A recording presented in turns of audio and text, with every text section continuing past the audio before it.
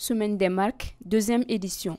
En marge de la cérémonie de lancement officiel, le panel inaugural a été animé par le ministre de l'Industrie et du Commerce, Moussa Alassane Diallo, son collègue de l'artisanat et de la culture, Mahmoud Dafé, l'ancien ministre et ancien DG de l'OAPI, ainsi que la vice-présidente du CNPM. C'était autour du thème « Faire des marques locales un pilier de développement endogène ».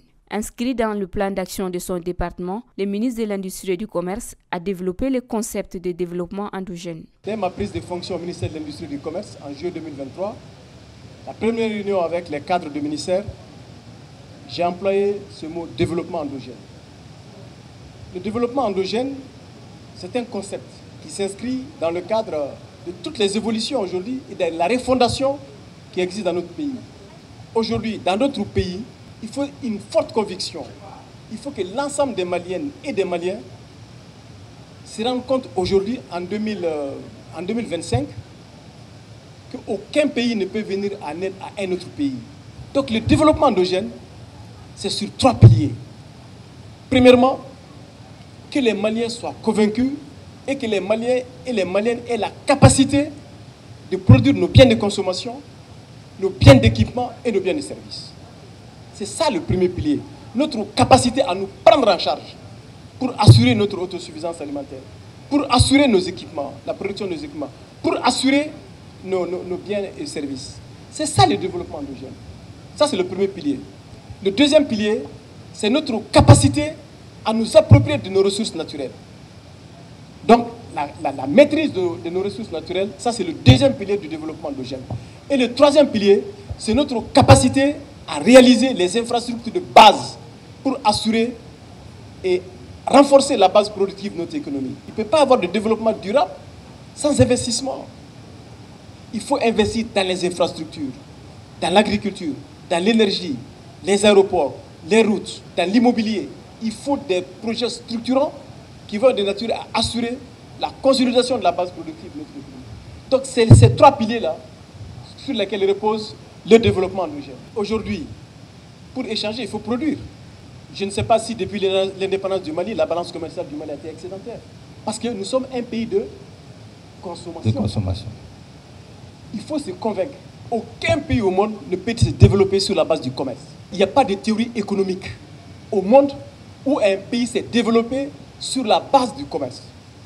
Ça n'existe pas. Importation, exonération, ça ne fera jamais développer un pays. Jamais. Il faut que nous puissions être un pays de production. Et produire dans l'agriculture, dans l'artisanat, dans l'hôtellerie, dans tous les secteurs, il faut qu'on produise. Tout à fait. Donc il faut faire le pont entre la production et la commercialisation. Mais notre problème aujourd'hui, c'est qu'il faut que nous ayons une capacité de production pour assurer d'abord la consommation nationale. C'est ce qui n'est pas garanti. Tout à fait. Et lorsqu'on aura assuré la production nationale, couvrir nos besoins, la deuxième étape, ça va être vers l'exportation. La culture étant un instrument de développement de business à travers des marques, le ministre Mahmoud Dafé a captivé l'attention du public sur le lien qui rattache la culture à la marque. Les détenteurs des marques sont nos héros. Je pense que c'est la voie de notre émancipation aujourd'hui, parce que nous sommes dans un contexte de souveraineté retrouvée.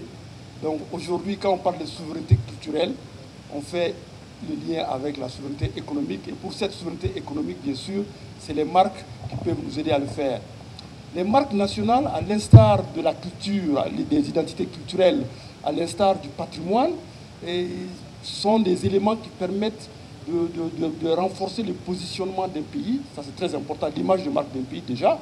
Donc, c'est des questions identitaires, mais surtout, et ça permet de renforcer les sentiments d'appartenance et les sentiments patriotiques. D'abord, c'est là la marque. Quand on parle de la marque, on parle de nous-mêmes. Vous savez, c'est la mondialisation qui a développé le commerce exogène, qui a fait les marques nous viennent d'ailleurs. En contre-courant de cela, nos créateurs et nos acteurs économiques locaux ont, en contrepartie, créé une défensive qu'on a appelée, c'est-à-dire que c'est les institutions et les acteurs économiques locaux. C'est un développement, le développement endogène, c'est un développement pensé, conçu par nous-mêmes. Moi, je l'appelais en son temps le développement par nous-mêmes. Donc, en fait, c'est un parcours de combattants Quand on parle de marque, on parle de culture d'abord. C'est ce qu'il faut, il y a un lien étroit. C'est bien de produire, mais je pense qu'il faut que nous arrivions. Pourquoi moi je suis rentré dans cette dynamique? Parce que pour moi c'est un combat de militants artistes. Hein. Je me suis dit, c'est l'éthique, c'est l'esthétique, c'est l'économique. C'est-à-dire que c'est même pour l'esthétique, mais surtout pour l'éthique. Parce que je me suis dit que pourquoi nous on peut avoir chez nous, on ne peut pas le mettre. Et moi je ne voulais pas porter des vestes. Parce que je faisais un combat pour que nous soyons nous-mêmes. Parce que c'est là où on valorise ce que nous sommes. Mais si nous consommons ce que nous produisons, parce que, monsieur le ministre, c'est ce qu'il faut mettre l'accent là-dessus. Nous devons consommer ce que nous produisons, parce que c'est bien d'encourager la productivité. Les chaînes de production est très importante. Mais quelquefois, les artisans sont là. Le marché est très étroit. Le secteur privé est un maillon essentiel du développement dit endogène. La vice-présidente du CNPM a soutenu la protection des marques et le financement du secteur. Nous avons placé notre mandat sous le signe Investi Mali. Mais ce n'est pas seulement Investi Mali qu'on veut faire venir les investissements étrangers, non. On veut que les investissements soient d'abord locaux, qu'on fasse la promotion de nos produits locaux, qu'on développe l'investissement sur le plan local pour créer une grande chaîne de production afin de permettre à nos entreprises d'être compétitives sur le marché international. Mais d'abord, bien entendu, qu'on puisse assurer le marché local et ensuite approvisionner le marché international. Mais ça ne peut se faire sans certaines conditions. Il faudrait d'abord que le produit soit compétitif, d'où la nécessité de ce genre de forum pour discuter, éventuellement sensibiliser, informer sur la pertinence de la certification aussi des produits liés aux marques. Parce qu'il faut que les marques soient valorisées. Et au-delà de ça, il faut suivre la structuration de la marque et la gestion de la vie de la marque. Nous sommes aujourd'hui dans l'AES qui fait 70 millions de consommateurs, bien heureusement pour nous, parce que nous avons élargi notre champ économique. Mais comment faire en sorte que les Maliens, les entreprises maliennes soient compétitives parmi les entreprises nigériennes et les entreprises burkinabées? Moi, depuis le premier jour où j'ai appris la création de l'AES, j'ai dit que c'est une aubaine, mais il faudrait qu'on puisse valoriser cela pour le secteur privé malien. Et on ne peut le faire qu'avec la formation, la sensibilisation, faire en sorte que ce soit des produits, qu'on ait un label Made in Mali digne de ce nom. On a besoin de financement, Sidi. Le premier défi, je dirais, c'est le financement. On doit avoir une chaîne de production qui arrive à assurer le marché. Et cela ne peut se faire que si je me tourne vers monsieur le ministre pour nous accompagner à bien industrialiser ces chaînes de production.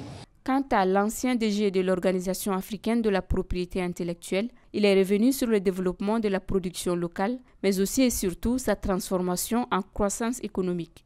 La marque est adossée à un produit. C'est ce produit-là qu'il faut chercher à développer aussi en même temps que la marque, parce que l'un implique l'autre. Le développement de la marque va entraîner le développement de son produit et vice-versa. Donc, en ce moment-là, ce qu'il faut pour que nous puissions gérer la marque en tant qu'outil de développement, c'est de trouver à privilégier les entreprises qui transforment le local. Les industries de transformation sont plus importantes parce que, comme l'a dit le ministre de la Culture, aujourd'hui, la part des matières premières ou d'autres choses est moins importante dans la chaîne des valeurs des produits aujourd'hui. À la bourse, vous allez voir, parmi les 10 entreprises cotées, il n'y en a pratiquement plus d'entreprises de matières premières. Donc il faut l'ingénierie, il faut l'industrialisation. Depuis les années 90, où le Mali a eu une part de plus en plus importante dans le développement même de l'OAPI. Et j'allais dire même dans le développement de l'OMPI, parce que c'est à partir de l'OAPI que nous avions obtenu que l'OMPI intègre le volet économique dans la propriété intellectuelle. Au commencement, la propriété intellectuelle, c'était juste de protéger des droits. Donc c'était juridique. Vous avez votre droit, c'est protégé. Mais à partir de la démarche de l'OAPI, l'OMPI a intégré dans un programme de développement l'aspect économique. Donc, pendant cette période dont vous voulez que je vous parle, on n'avait pas beaucoup de marques à défendre, même si depuis ce temps-là, on parlait de développement endogène parce qu'on avait compris et on comprend depuis longtemps que le développement endogène est la bouée de sauvetage. Si on peut me permettre, je vais dire un proverbe africain qui dit que quand vous êtes couché sur la natte des autres, c'est comme si vous étiez couché par terre. Donc cette évidence est revenue après, je pense, les programmes d'ajustement dont a parlé le ministre, parce que la libéralisation a eu heureusement comme conséquence de ramener chacun à son propre territoire et à sa propre réalité. Il faut rappeler que la Semaine des marques est un événement organisé par les CEMAPI avec pour objectif de protéger et valoriser les marques maliennes pour un développement endogène. Elle se tiendra du 18 au 22 février avec un programme bien garni.